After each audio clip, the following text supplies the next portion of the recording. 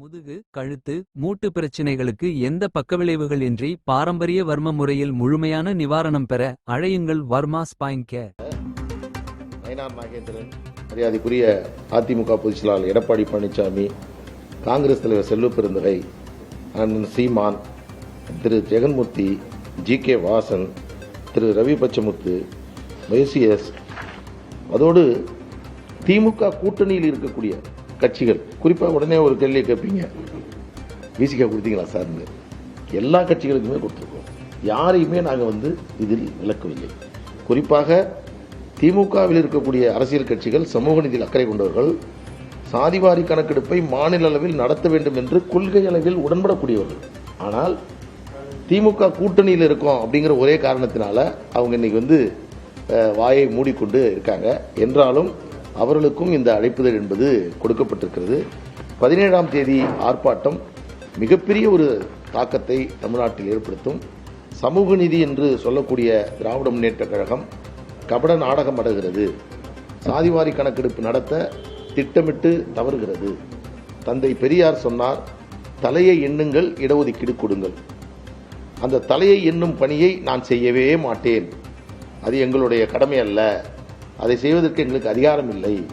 இதை மத்திய அரசு தான் செய்ய வேண்டும் என்று ஒரு நீலி கண்ணீரை வடித்துக் கொண்டிருக்கிறார்கள். மாநில சுயாட்சியை பேசக்கூடிய திமுக, அதிகாரம் இல்லாததை தனக்கு அதிகாரம் இருக்கு என்று சொல்லக்கூடிய திமுக, பல்வேறு மாநிலங்கள், பீகார், தெலுங்கானா மற்றும் கர்நாடகா போன்ற பல மாநிலங்களில் மாநில அளவில் சாதிவாரிய கணக்கெடுப்பு நடத்தி மாநில அரசு நடத்துவதற்கு அதிகாரம் இருக்கிறது என்று சொன்னதற்கு பிறகும் நாங்கள் நடத்த மாட்டோம் என்று சொல்வது என்பது, தமிழ்நாடு ஒரு சமூக நீதி மண்ணா? தந்தை பெரியார் பிறந்த மண்ணா இது? திராவிட முன்னேற்ற கழகம் ஒரு சமூக நீதி இயக்கமா என்ற கேள்வி இப்பொழுது எழுந்திருக்கிறது. பீகார் நடைபெற்ற தேர்தலில் அங்கே பெரும் வெற்றியை பெறுவதற்கு ஒரு காரணம், முக்கியமான காரணம், அங்கே நடத்தப்பட்ட சாதிவாரி கணக்கெடுப்பு என்ற தகவல் வந்தது. அதை திமுக புரிந்து கொள்ள வேண்டும். தேர்தலில் வெற்றி பெறுகிறோம், தோல்வி பெறுகிறோம் என்பதற்காக ஒரு இடஒதுக்கீட்டினுடைய அடிப்படை தேவையான சாதிவாரி கணக்கெடுப்பை நடத்த திமுக தவறுவது என்பது சமூக நீதிக்கு இழைக்கும் பச்சை துரோகம். அந்த துரோகத்தை செய்து கொண்டிருக்கிறது. இதை அன்புமணி ராமதாஸ் அவர்கள் வரும் 17ஆம் தேதி தோலுரித்து காட்டுவார். அதற்கான கடிதம் என்பது வழங்கப்பட்டிருக்கிறது. மருத்துவர் அன்புமணி ராமதாஸ் அவர்கள் தலைவர்களுக்கு எழுதிய கடிதம் இன்று பத்திரிகையாளர்களுக்கு அறிக்கையாகவும் வெளியிடப்பட்டிருக்கிறது. இன்னொன்று, நான் முன்பே குறிப்பிட்டதை போன்று டெல்லி உச்சநீதிமன்றத்தினுடைய தீர்ப்பு, டெல்லி உயர்நீதிமன்றத்தினுடைய தீர்ப்பு பல்வேறு காலை நேற்று இரவிலிருந்து பல்வேறு விதமான விவாதங்கள், ரூமர்கள் ஓடிக்கொண்டே இருக்கிறது. இந்த தருணத்தில் உயர்நீதிமன்ற தீர்ப்பு என்ன, அங்கே என்ன வாதிடப்பட்டது, தீர்ப்பினுடைய சாராம்சம் என்ன என்பதை உங்களிடத்தில் நான் தெரிவித்து வருகிறேன். இந்த தீர்ப்பை பொறுத்த வரைக்கும் 38 பத்திகள் பாரா கொண்ட தீர்ப்பு இந்த தீர்ப்பு. அதில் பேரா 2 14 வரை ஒரு அண்டர்ஸ்டாண்டிங்காக உங்களுக்கு நான் சொல்கிறேன். இது ஏதோ நான் கிளாஸ் இருக்கிற மாதிரி நினைக்காதீங்க, பத்திரிகையாளர் சந்திப்பு மாதிரி நினைக்காதீங்க. ஆனால் இதனுடைய பின்னணியை தயவு செய்து ஊடக நண்பர்களாகிய நீங்கள் புரிந்து கொள்ள வேண்டும்.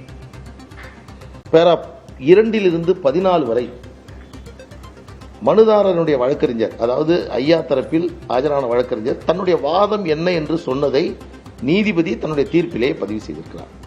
அது தீர்ப்பு அல்ல. அதில் இருக்கக்கூடியதெல்லாம் எடுத்துக்கொண்டு தீர்ப்பு வந்து விட்டது என்று சொல்ல, ஜட்ஜ்மெண்ட்ல எழுதியிருக்க அத்தனையுமே தீர்ப்பாக எடுத்துக்கொள்ள முடியாது. 12 14 பிறகு 15 20 வரை, பேரா 15 20 வரை தேர்தல் ஆணையத்தினுடைய வழக்கறிஞர் சொன்னதை பதிவு செய்திருக்கிறார்கள். அதுல பேரா 15 20 வரை நீங்க நல்லா பாத்துங்க. 18வது பேராகிராஃபை படிச்சுட்டு சொல்லுவாங்க, பாருங்க எங்களுக்கு சாதகம் அப்படிம்பாங்க. அப்போ அதுக்கு தான் உங்களுக்கு ஒரு இப்போ சொல்ல வரேன் என்னன்னா, 18வது பேராகிராஃபை 19ஓட சேர்த்து படிக்கணும். இப்போ ஒரு ஜட்ஜ்மெண்ட் இருக்குன்னா ஜட்ஜ்மெண்ட்ல ஒரு வரியை, ஒரு பேராகிராஃபை, ஒரு பேஜ் எடுத்துட்டு எங்களுக்கு சாதகம் அப்படின்னு சொல்லக்கூடாது. ஒட்டுமொத்த தீர்ப்பினுடைய சாராம்சம் என்ன அப்படின்னு பண்ணா 18ஐயும் 19ஐயும் இணைத்து படிக்கணும். அதற்கு அடுத்து 21, 22, 23 எங்கள் தரப்பின் வழக்கறிஞருடைய வாதம் பதிவு செய்யப்பட்டிருக்கிறது. முதல்ல மனுதாரர், அடுத்தது தேர்தல் ஆணையம், அதற்கு அடுத்தது எங்கள் தரப்பினுடைய வாதம். 24வது பேராகிராஃப்ல கேஸ் என்னன்னு பதிவு பண்ணியிருக்காங்க. அது ஜட்ஜ்மெண்ட் கிடையாது. கேஸ் என்ன சொல்றாங்கன்னா, 2026 வரை மருத்துவர் அன்புமணி ராமதாஸ் அவர்கள் தலைவராக தொடர்வார் என்றும் தன்னை தானே தலைவராக மருத்துவர் ஐயா அவர்கள் கூறுகிறார் என்பதையும், இதுதான் வழக்கு, இது குறித்த தீர்வு செய்வதற்காகத்தான் இந்த தீர்ப்பு என்பதை 24 தெளிவா சொல்லுது. கரெக்டுங்களா? 25 இருந்து 32 வரைக்கும், ஃப்ரம் பேரா 22 இருந்து 32 வரைக்கும், அதாவது 25 இருந்து இல்லைங்க, 22 இருந்து 25 இருந்து 32 வரைக்கும், கரெக்ட், 25 இருந்து 32 வரைக்கும் பல்வேறு நீதிமன்ற தீர்ப்புகளை மேற்கோள் காட்டி இந்த வழக்கை எப்படி தீர்வு செய்ய போகிறோம், எந்த சட்டத்தின் அடிப்படையில் தீர்வு செய்ய போகிறோம் என்பதற்கான பல தீர்ப்புகளை மேற்கோள் காட்டி அந்த தீர்ப்பு என்ன சொல்லுகிறது என்பதை சொல்லி, பதிவு செய்யப்பட்டு அங்கீகரிக்கப்படாத அரசியல் கட்சியாக இருந்தால் தேர்தல் ஆணையத்தினுடைய அதிகாரம் என்ன, ஒரு அரசியல் கட்சியில் உள்கட்சி பிரச்சனை ஏற்பட்டால் அதை தேர்தல் ஆணையம் எந்த அளவு வரை போய் பார்க்கலாம், தற்பொழுது உள்ள சூழ்நிலையில் தேர்தல் ஆணையம் இந்த கட்சியினுடைய தலைவராக யார் தொடர்கிறார், இதை எப்படி தீர்வு செய்வது என்பது குறித்து இதற்கு முன்பு நடந்த உச்சநீதிமன்ற தீர்ப்பு, உயர்நீதிமன்ற தீர்ப்புகள் அத்தனையும் தெளிவாக அந்த தீர்ப்பிலே அவர்கள் கொடுக்கிறார். 25 இருந்து 32 நான் முன்னாடி 18 சொல்லி கொண்டாடினாங்கன்னு நான் சொன்னேன். அதுக்கடுத்து இன்னொரு பேராகிராஃப் சொல்லுவாங்க. யாராவது அங்கிருந்து கேள்வி கேட்டு உங்கள்கிட்ட இதெல்லாம் கேளுங்கன்னு உங்கள்கிட்ட அனுப்பியிருந்தாங்கன்னா அந்த கேள்வி நீங்க கேட்பீங்க. அது என்ன கேள்வினா, ஒரு யாரும் தப்பா எடுத்துக்காதீங்க, ஆக்சுவலா சொல்றேன். பேரா 33 படிச்சீங்களா, பேரா 33 படிச்சீங்களான்னு கேட்பாங்க. பேரா 33ஐ 34ஓடு சேர்த்து படிக்க வேண்டும். இன்னும் சொல்ல போனா 33 38 வரைக்கும் அதுதான் ஜட்ஜ்மெண்டே. ஒரு நீதிமன்றம் என்ன தீர்ப்பை சொல்லுகிறது, இந்த வழக்கினுடைய சாராம்சம் என்ன, உங்களுக்கு கொடுக்கக்கூடிய பரிகாரம் என்ன என்பதை அவர்கள் சொல்லும்போது 33 38 வரைக்கும், 33 மட்டும் நீங்க தனியா படிச்சீங்கன்னா யாருக்குமே அதிகாரம் இல்லை. நாங்க மருத்துவர் ஐயாவையும் அங்கீகரிக்கல, மருத்துவர் அன்புமணி ராமதாஸையும் அங்கீகரிக்கல, அரசியல் கட்சியில் பிரச்சனை வந்ததுன்னா எங்களுக்கு அதில் சம்பந்தமே கிடையாது, நாங்கள் அதெல்லாம் தலையிட மாட்டோம், முடியாது அப்படின்னு சொல்றது இன்னைக்கு ஒரு கொண்டாட்டம் அந்த சைடில் ரொம்ப பார்க்கும்போது வினோதமா இருக்கு, ஒரு கோமாளித்தனமாகவும் இருக்கு. எப்படின்னா, யாருக்குமே சின்னம் இல்லைன்னு சொல்லிட்டாங்களாம், பாட்டாளி மக்கள் கட்சி இல்லைன்னு சொல்றா, பெரிய வெற்றியா. இதுக்கு ஐயா 30-40 வருஷமா அரசியல் பண்ணீங்க. பாட்டாளி மக்கள் கட்சியை உயிர் கொடுத்து காப்பாத்துறது வந்து யாருக்குமே சின்னம் இல்லைன்னு சொல்றதுக்கா? எனக்கு தான் சின்னன்னு சொல்லி போராடுங்க, அது வெற்றின்னு கொண்டாடுங்க, நாங்க சந்தோஷப்படுறோம். ஆனா 33 34 என்ன சொல்லுதுன்னா கோர்ட்டு, அதுதான் நீங்க தெளிவா பார்க்கணும். வேற 34 நான் திருப்பி அதை எடுத்து உங்களுக்கு காமிச்சிடுறேன்.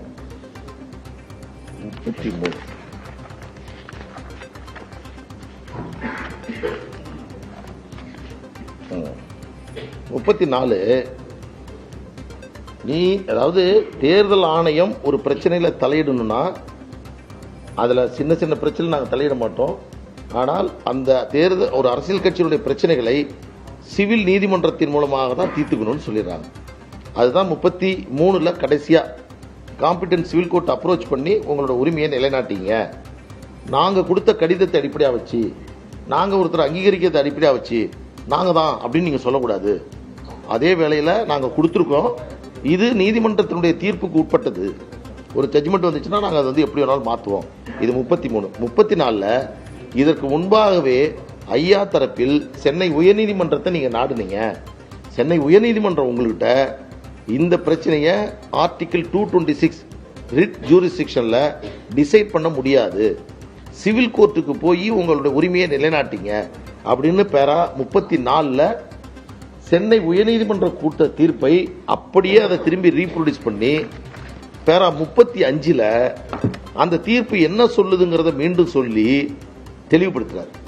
அப்போ உயர்நீதிமன்றத்தினுடைய தீர்ப்பை டெல்லி உயர்நீதிமன்றம் அங்கீகரித்து அந்த வழிப்படி நீங்கள் செய்யுங்கள் அப்படின்னு ஐயா தரப்புக்கு ஆலோசனை 35 கொடுக்குது. 36 நீங்க எடுத்து பாருங்க, 37 எடுத்து பாருங்க. எல்லா விஷயமுமே தேர்தல் ஆணையம் பதிவு செய்யப்பட்டு அங்கீகரிக்கப்படாத அரசியல் கட்சிகளை நாங்கள் எப்படி டீல் பண்ணுவோம் அப்படிங்கறத சொல்றாங்க. நம்மளுடைய இந்த பத்திரிகையாளர் சந்திப்பின் மூலமாக அவர்கள் கொண்டாடுவதற்கு ஏதாவது ஒரு முகாந்திரம் இருக்கிறதா என்ற கேள்வியை நான் உங்கள் மூலமாக எழுப்புறேன். ஒரே ஒரு இதுக்காக இதை நாங்கள் கொண்டாடுறோம்.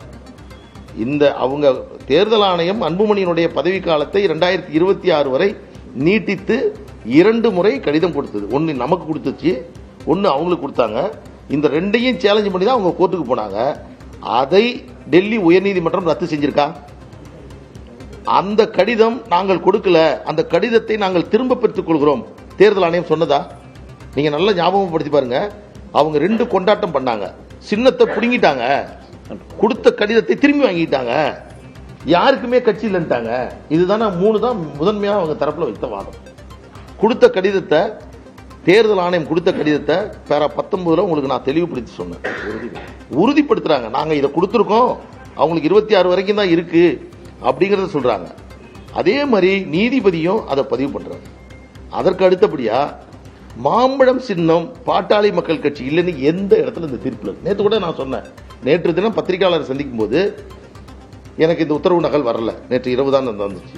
அதற்கு உத்தரவு நகல் கிடைக்கப்பட்டது பிறகு முதல் சந்திப்பு. அதனால தான் முக்கியமானவர்களோட உட்கார்ந்து உங்களுக்கு நாங்கள் எக்ஸ்பிளைன் பண்ணோம். காலையிலேருந்து ஒரு ரூமரா ஓடிட்டு இருக்கு.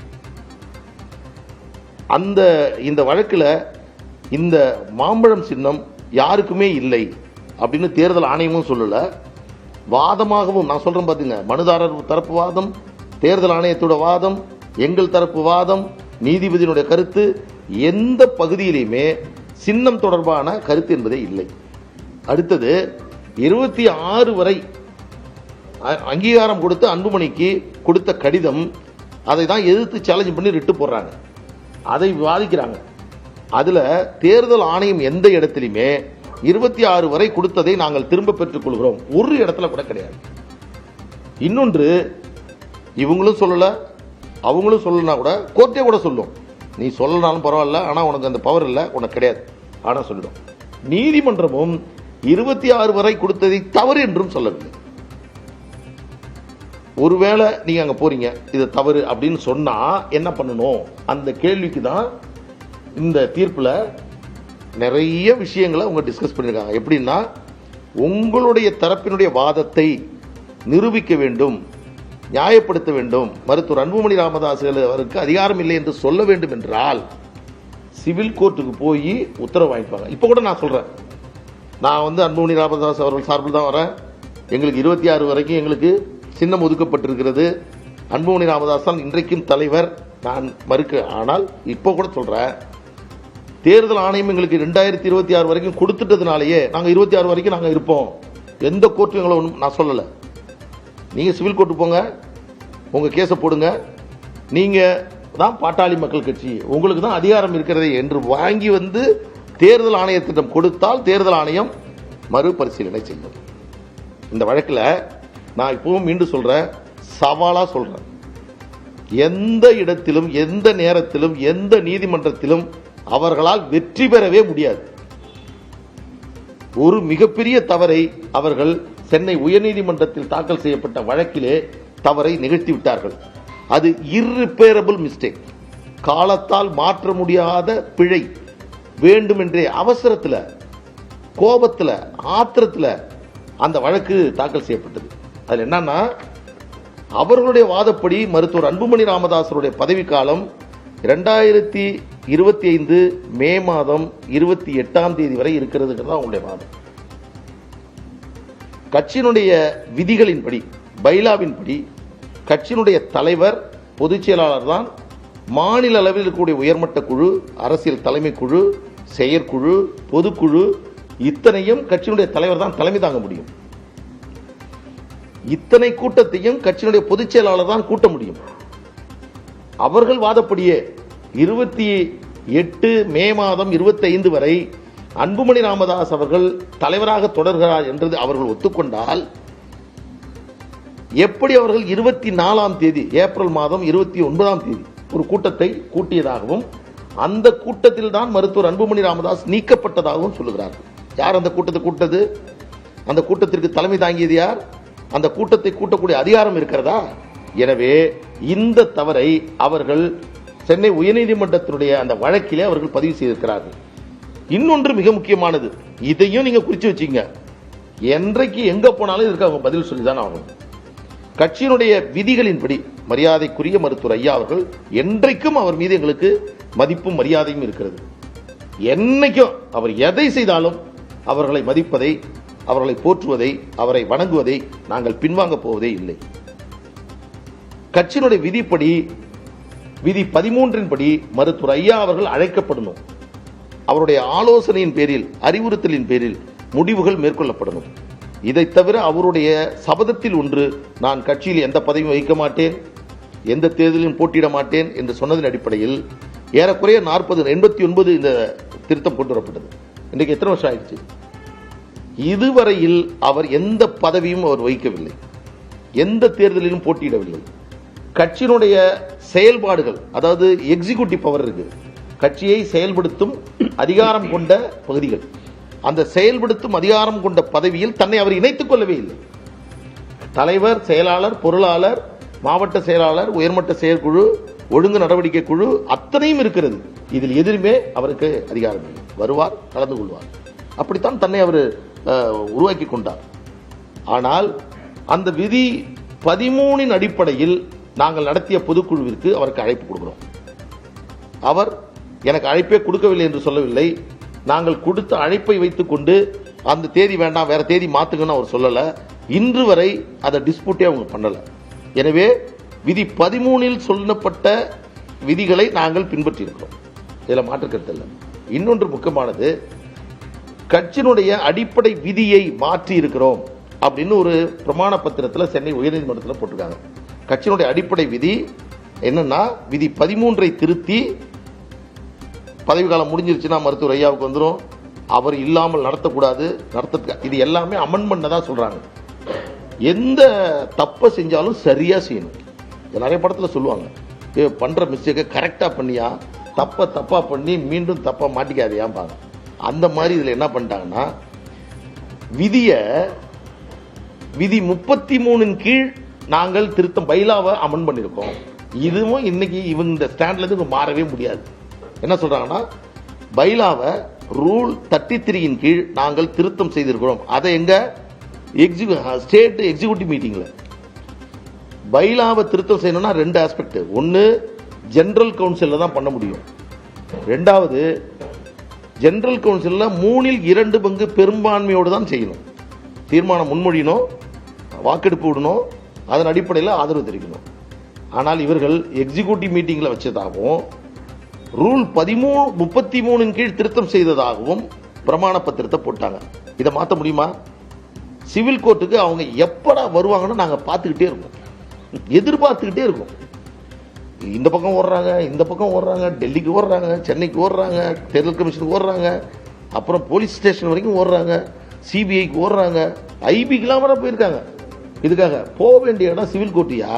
அதுவும் பக்கத்தில் இருக்கு, பாரிஸ் கார்னர் இருக்கு, ஹைகோர்ட்ல இருக்கு. போங்க, போய் நீங்க அதுல ஒரு பெட்டிஷனை போடுங்க. அதுல விதி 33 சொன்ன பாருங்க, அது என்னன்னா, பைலாவுடைய சப்ரூல் அமெண்ட் பண்றதுக்காக உள்ள ப்ரொவிஷன். அது பைலாவுடைய சப்ரூல், அதாவது பாட்டாளி மக்கள் கட்சியினுடைய விதியினுடைய துணை விதிகளை உருவாக்குவதற்கு விதி 33 கீழ் செய்ய வேண்டும் அப்படின்னு இருக்கிறத எடுத்து நாங்க பைலாவே மாத்திட்டோம். பைலாவை மாத்துறதுக்கு விதி 34, அந்த 34 தான் நான் சொன்னதை சொல்லுது. ஜெனரல் கவுன்சில் நடத்தணும், பொதுக்குழு 2/3 தீர்மானம் நிறைவேற்றணும். அப்போ பொதுக்குழுவை கூட்ட வேண்டும். யார் கூட்ட முடியும்? கட்சி பொதுக்குழுவால் தேர்ந்தெடுக்கப்பட்டு தலைவராக செயலாளராக இருக்கக்கூடியவர்களால் தான் கூட்ட முடியும். தலைவர் அதில் தலைமை தாங்க வேண்டும். இதை கூட்டக்கூடிய அதிகாரம் அவங்களுக்கு வந்திருக்கா? 2026 வரை எங்களுக்கான அனுமதியை தேர்தல் ஆணையம் வழங்கியிருக்கிறது. இன்னைக்கு நாங்கள் அடுத்த பொதுக்குழு நடத்தினோம். இப்போ இன்னொன்று சொல்றோம், அந்த பொதுக்குழு கூடாதுன்னு தானே கோர்ட்டுக்கு போனாங்க, சென்னை ஹைகோர்ட்டுக்கு. அந்த மனு தள்ளுபடி செய்யப்பட்டது. அதற்கு பிறகு பொதுக்குழு நடத்தப்பட்டது. அதுக்கு மேல இது பண்ணியாச்சு. பொதுக்குழுல நாங்க தீர்மானம் போட்டுட்டோம். 2026 வரைக்கும் நாங்க எக்ஸ்டெண்ட் பண்ணிட்டோம். இப்போ உங்களுக்கு கிளாஸ் எடுக்கிறோன்னா அவங்களுக்கு எடுக்கிறேன்னானே தெரியல. அவங்களுக்கு எடுக்கிற மாதிரி தான் இருந்தாலும் போயிட்டு போகுது. நம்மளோட பழகிட்டு இருந்தவங்க தெரிஞ்சுக்கிட்டோம். 26 வரைக்கும் எக்ஸ்டெண்ட் பண்ணது தப்பு, அதை பண்ணக்கூடாது அப்படின்னா அது கோர்ட்டுக்கு போனாங்களா? நான் சொல்றதுல ஏதாவது லாஜிக் இல்லைன்னா நீங்க திருப்பி என்கிட்ட கேளுங்க. அதுவும் பண்ணல. அப்போ இப்போ வந்து எங்களுக்கு தான் வெற்றி, எங்களுக்கு தான் வெற்றி. இது வந்து ஒரு ஒரு மனநிலை பாதிக்கப்பட்டவங்க எப்படி வேணாலும் பேசலாம், நம்ம பேச முடியாது. நான் உங்களுக்கு தெளிவா அன்போடு நான் இந்த நேரத்தில் சொல்றது, உச்சநீதிமன்றத்தினுடைய தீர்ப்பு, உயர்நீதிமன்றத்தினுடைய டெல்லி உயர்நீதிமன்றத்தினுடைய தீர்ப்பு மருத்துவர் அன்புமணி ராமதாஸ் அவர்களை தலைவராக ஏற்றுக்கொண்ட பாட்டாளி மக்கள் கட்சியினுடைய லட்சோப லட்ச தொண்டர்களால் போற்றி கொண்டாடக்கூடிய ஒரு தீர்ப்பு இந்த தீர்ப்பு. இது எந்த விதத்திலும் எங்களுடைய அதிகாரத்தை பறிப்பதாகவோ இதை மாற்றி அவர்களுக்கு கொடுப்பதாகவோ யாருக்கும் அதிகாரம் என்று சொல்வதாகவோ எதுவுமே இதில் இல்லை. இந்த தீர்ப்பு வந்ததற்கு பிறகு வந்துருச்சு தீர்ப்பு, காப்பி ஆர்டரே வந்துருச்சு. உங்களுக்கு தான் அதிகாரம் வந்துருச்சு. ஆனா நேற்று போய் டெல்லியில் இருக்கக்கூடிய போலீஸ் ஸ்டேஷன்ல போய் கம்ப்ளைண்ட் கொடுக்க ஆரம்பிச்சுங்க. அதுல இருந்து என்ன தெரியுது உங்களுக்கு? நான் போன கேஸ் நடத்தினேன், கோர்ட்ல ஓப்பன் கோர்ட்ல டிக்டேட் பண்ணாங்க. நான் கிளம்பி சென்னைக்கு வந்துட்டேன். நேற்று முந்தானத்து கோர்ட்டுக்கெல்லாம் போயிட்டு வந்தேன். இங்கே தான் இருக்கேன். உங்களுக்கு தான் ஆர்டர் வந்துச்சு இல்லை? ஏன் இந்த திரு ஜி.கே. மணி டெல்லியிலே உட்காந்துருக்காரு? தேர்தல் கமிஷன் ஓடுறாரு, டெல்லி கோர்ட்டுக்கு ஓடுறாரு. ஏன் ஓடுறீங்க? இதுல இருந்து என்ன தெரியுது? ஜெயிச்சிட்டோன்னு சொன்ன பிறகு நீங்க போய் ஒரு புகார், நான் அதெல்லாம் சொன்னேன்னு வச்சிங்களேன், அது எங்க ஐயாவை நாங்கள் அவமதிக்கிறதா?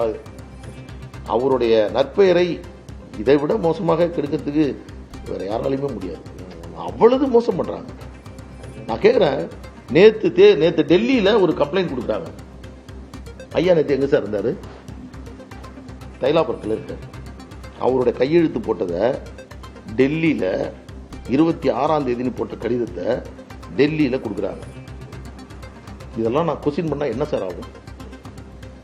இன்னும் நிறைய இருக்கு, நான் சொல்ல மாட்டேன் அதுல என்னென்ன இருக்குன்னு.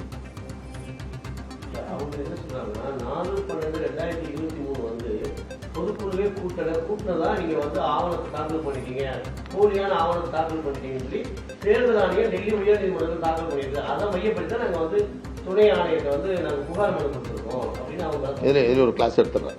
முக்கியமான கேள்வி, நியாயமான கேள்வி என்னன்னா, ஒரு கோர்ட்டில் ஏதோ ஒரு அன்னைக்கு நடக்கவே இல்லை அப்படின்னு சொல்றாங்கன்னு எந்த ஆவணம் சார் அது? சொல்லுங்க சார். நீங்க சொல்றீங்கல்ல இந்த தேதியில பொதுக்குழுவே நடக்கல, நடக்காத ஒன்றை நடந்ததா சொல்றீங்கன்னு சொல்லிட்டு அப்படின்னு சொல்றாங்கல்ல, அவங்க சொல்ற ஆவணம் எதுன்னா, அன்புமணியுடைய பதவி காலத்தை நீட்டித்து கொடுத்த கடிதம் இருக்கு பாத்தீங்களா, 9 செப்டம்பர் 2025. இதுக்கு இல்ல, இதுக்கு அடுத்தது, இதுக்கு அடுத்தது இல்ல இல்ல இதுக்கு அடுத்தது பாருங்க. அதாவது 4 டிசம்பர் 2023 பேரா 19. நான் முன்னாடி சொன்னல, இந்த கடிதம் தான் எலெக்ஷன் கமிஷனுடைய கவுன்சில் டெல்லி உயர்நீதிமன்றத்தில் தாக்கல் செய்த ஆவணம். இந்த ஆவணத்தை தான் அடிப்படையாக கொண்டு அவர்கள் புகார் மனு கொடுக்குறாங்க. இந்த ஆவணத்தில் அவங்க என்ன சொல்லியிருக்காங்கன்னா, எங்களுடைய பதவி காலத்தை 26 வரை நீட்டித்ததா சொல்லியிருக்காங்க. இது வந்து பொதுக்குழு நடத்தினதாகவோ பொதுக்குழு போனதாகவோ அந்த மாதிரி ஒரு விஷயம், அது ஒரு விஷயம் இருக்கட்டும். இந்த ஆவணத்தை அடிப்படையாக வச்சு ஒரு நீதிமன்றத்தில் சென்னை தியாகராய நகரில் பாமக வழக்கறிஞர் கே. பாலு செய்தியாளர்களை சந்தித்து பேசி வருகிறார். டெல்லி உயர்நீதிமன்றம் கொடுத்த தீர்ப்பு தொடர்பாக அவர் விளக்கமளித்து வருகிறார். எந்த நீதிமன்றம் சென்றாலும் ராமதாஸ் தரப்பினால் வெல்லவே முடியாது என்றும், ராமதாஸ் தரப்புக்கு பல சவால்களையும் அவர் விட்டு பேசி வருகிறார். அந்த காட்சிகளை பார்க்கிறோம். விவரங்களை பின்வரும் செய்திகளில் விரிவாக பார்க்கலாம். முதுகு, கழுத்து, மூட்டு பிரச்சினைகளுக்கு எந்த பக்கவிளைவுகள் இன்றி பாரம்பரிய வர்ம முறையில் முழுமையான நிவாரணம் பெற அழையுங்கள் வர்மா ஸ்பைன் கேர்.